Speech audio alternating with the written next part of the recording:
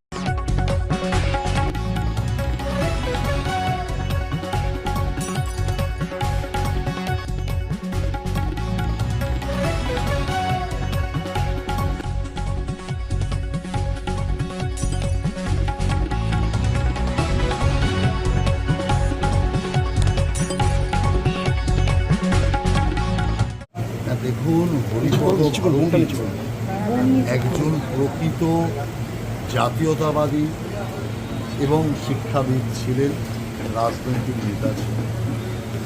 তিনি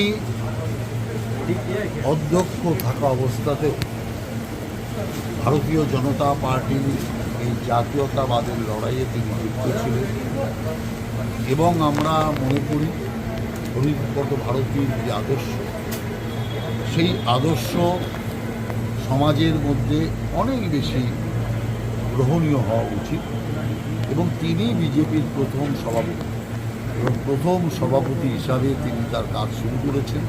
ওই কঠিন জায়গা অবস্থাতে তিনি তার কাজকে এগিয়ে দিয়ে গেছেন। শুরুর থেকেই মাস্টারমশাই বলতেন সবাই হরিপদ ভারতীকে, আমি ওনার সাথে ছিলাম এবং হরিপদ ভারতীর যে যাত্রা, যে পশ্চিমবঙ্গের বিজেপির বিস্তারের যাত্রা, সেই যাত্রার প্রথম দিন থেকেই আমি তার সাথে থাকতে পেরে আমি নিজেকে গর্বিত মনে করছি। আজকে 107তম তার জন্মবার্ষিকী, বিভিন্ন কার্যক্রম হচ্ছে, রক্তদান থেকে শুরু করে সামাজিক বিভিন্ন কার্যক্রম হচ্ছে এবং এই কার্যক্রম আরও জোরদারভাবে ব্যাপকভাবে হোক, এটা আমরা স্বাভাবিকভাবে চাই। এই নিমতলা সেবায়নের পক্ষ থেকে প্রথমত আপনাদের চ্যানেল এবং আপনাদের দর্শককে অভিনন্দন জানাই, শুভেচ্ছা জানাই এবং নিমতলা সেবায় দীর্ঘদিন ধরে সেবামূলক কাজের সঙ্গে যুক্ত রয়েছে। আমরা প্রতি বছর রক্তদান শিবির করে থাকি। সেই ধারাবাহিকতাকে বজায় রেখে এবারও রক্তদান শিবির আমরা আয়োজন করেছি। যেহেতু আমরা এতদিন ধরে বিরোধী পক্ষে ছিলাম, এবার আমরা সরকার পক্ষে রয়েছি বলে আমাদের দায়িত্ব আরও বেড়ে গেছে। আর নির্বাচনের কারণ দীর্ঘদিন ধরে পশ্চিমবঙ্গে কোনো রকমের রক্তদান শিবিরে আয়োজন করা সম্ভব হয়নি, তাই রক্ত সংকট দেখা গেছে। সেই রক্ত সংকট থেকে সমাজকে রক্ষা করে, তার জন্য আমরা আজকে রক্তদান শিবিরকে আয়োজন করেছি এবং এখানে শতাধিকের একটা টার্গেট রয়েছে আমাদের রক্তদানের। আর আশা করি সেটা খুব দ্রুত আমরা শতাধিক রক্তদান আমাদের এখানে হবে এবং সরকার এবং সমাজের যে একটা মেলবন্ধন এই রক্তদান শিবিরের মাধ্যমে আমরা করার চেষ্টা করেছি। কেন সরকারের কাজ হচ্ছে সমাজের রক্ষা করা, সমাজকে সুরক্ষিত রাখা, অভাবমুক্ত রাখা। তাই আমরা রক্তের অভাব থেকে যেন কোনো একটি প্রাণও পশ্চিমবঙ্গের মতো রাজ্যে যেন না যায়, তাই জন্য আমরা আজকে এই রক্তদান শিবিরের আয়োজন করেছি এবং বাংলাকে যেভাবে আমরা দুর্নীতি মুক্তের একটা আহ্বান দিয়েছিলাম, ঠিক আগামী দিনেও যেন রক্তের অভাবে যেন বাংলায় একটি প্রাণ যেন না যায়, সেই দৃঢ়তা নিয়ে আমাদের আজকে এই রক্তদান শিবির চলছে এবং আশা করি খুব তাড়াতাড়ি আমরা 100 কোটি পার করব। पहले तो आपके चैनल को धन्यवाद और नमस्कार। इसमें तो हम लोगों के जैसे मेडिकल वालों को बुलाया गया है, मेडिकल मेडिकल हॉस्पिटल है उनको बुलाया गया है। दूसरा चीज़ सेवायन का मतलब हो गया सेवा। तो हम लोगों का जो मूल आधार है वो है सेवा। सेवायन का मतलब ये सेवा, तो मूल आधार ही हम लोगों का सेवा है। तो उसी के माध्यम से आज हम लोग ब्लड डोनेशन का किए हैं। कम से कम 100 आदमी के ऊपर का हम लोगों का टारगेट है, जो लगता है कि कहीं हद तक पार हो जाएगा। और दूसरा चीज़ रहा, ब्लड एक ऐसी चीज़ है जो काफ़ी टाइम से इलेक्शन के बाद ब्लड का कोई भी है ना ब्लड डोनेशन कैंप कहीं नहीं हुआ था, तो अब ये ब्लड डोनेशन स्टार्ट हुआ है। तो हम लोगों ने भी एक छोटा सा प्रयास किया है कि जहाँ तक लोगों का मदद किया जा सके उसके लिए हम लोगों ने ब्लड डोनेशन का कैंप किया है। तो आने वाला समय हम लोगों के लिए और भी है कि यहाँ पे जैसे हुआ तो अभी एक हम लोग हेल्थ चेकअप का भी ना सोच के रखे हैं, इसके बाद आई टेस्टिंग का भी सोच के रखे कि किस तरीके से हम लोग लोगों तक पहुँच सके और उनका किस तरीके से हम लोग मदद कर सकें। सबसे पहला चीज़ तो हम लोगों का यही है कि पूरे साल में तो पहले हम लोगों का खाली रक्तदान ही होता था, लेकिन इस बार सरकार आने के बाद हम लोगों का दायित्व बहुत ज़्यादा हो गया है। तो हम लोगों ने सोच के इसीलिए हेल्थ चेकअप, आई टेस्टिंग और भी काफ़ी तरीके की जितने भी सुविधा है, जिस माध्यम से हम लोग लोगों तक पहुंच सके और उनका मदद कर सके, उस चीज़ के लिए हम लोग आगे से आगे प्रयास कर रहे हैं। मेरा नाम विवेक लोहिया है।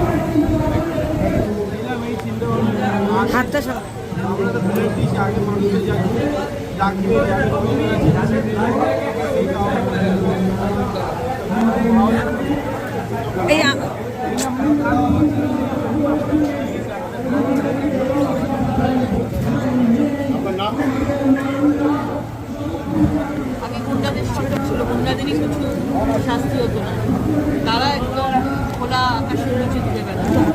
আর যাদের ওপর যারা ভিকটিম, আজকে তাদের সবসময় অসুবিধায় পরিণত হচ্ছে, তাদের কোনো বিচার হয় না। আমাদের মুখ্যমন্ত্রী প্রথম থেকেই বলে এসছে যে কোনোভাবে দুর্নীতিকে বরদাস্ত করা যাবে না, যা খাউঙ্গা না খানে দুঙ্গা প্রধানমন্ত্রী বলেছেন। এবং সেই জন্য আজকে এত বড় একটা আইন নিয়ে আসতে আমরা গর্ববোধ করি আমাদের মুখ্যমন্ত্রী। এই বিল কি বাংলা থেকে সম্পূর্ণভাবে গুন্ডারাজ থামাতে, মানে যে গুন্ডারাজের জন্য বারবার বিজেপি আপনারা দাবি করেছেন 20 বছর, তারপর 15 বছর কনস্ট্যান্ট একটা গুন্ডারাজ চলে গেছে, সেটা নির্মূল করতে সক্ষম হবে? বিজেপি অন্যান্য রাজ্যে সক্ষম হয়েছে, ওয়াই নট পশ্চিমবঙ্গ?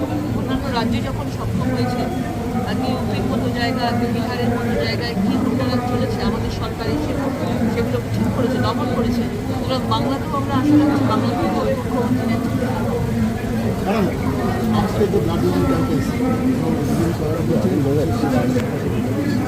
আমরা সবসময় জনসংখ্যা বিশ্বাস করি, সরকার আসার আগে থেকে বিশ্বাস করি।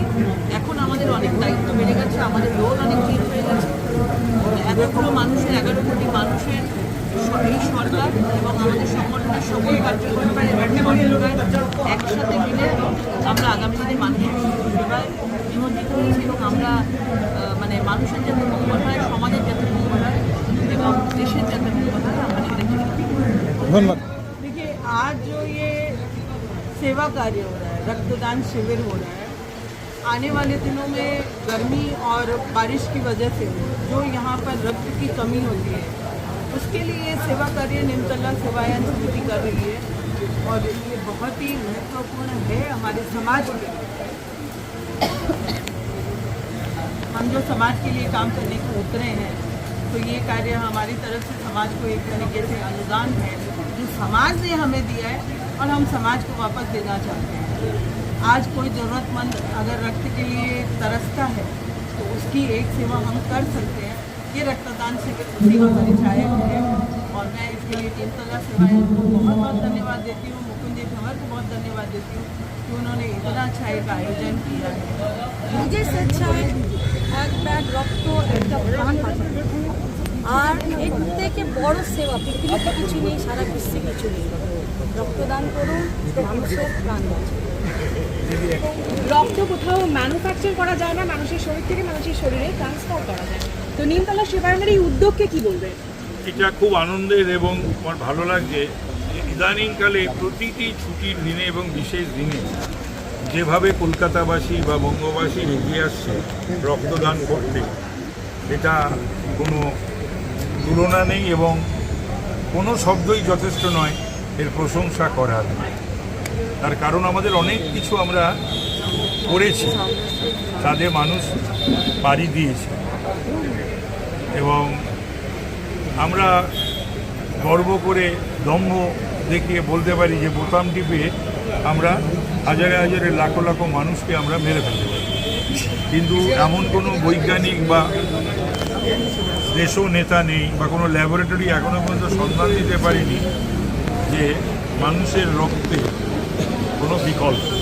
এটা আমাদেরই শরীর থেকে দিতে হয় এবং প্রয়োজনে বা রক্ত অল্পতায় ভুগছে, থ্যালাসেমিয়ায় আক্রান্ত, অস্ত্রোপচার হবে, সেগুলো কিন্তু আমাদের শরীরে রক্ত তাদেরকে বাঁচাতে। সেই জন্যে এই রক্তদান অত্যন্ত মহৎ দান, মহতী অনুষ্ঠান। আমরা তো পলিটিক্যালের সঙ্গে সঙ্গে সোশ্যালও আছি, সবসময় রক্তদানের মধ্যে আমরা ভাগ নিই এবং এইখান যেখানে রক্তদান হয় আমরা যাই। বিগত 4 মাস এইখানে ইলেকশন থাকার সত্ত্বে এই রক্তদানটা কমে গেছিল, কিন্তু ইলেকশনের রেজাল্ট আসার পর দুটো জিনিস হয়েছে। একটা মাছ বাজার জন্য আমাকে বলা হয়েছিল ওইটা, আর রক্তদানটা।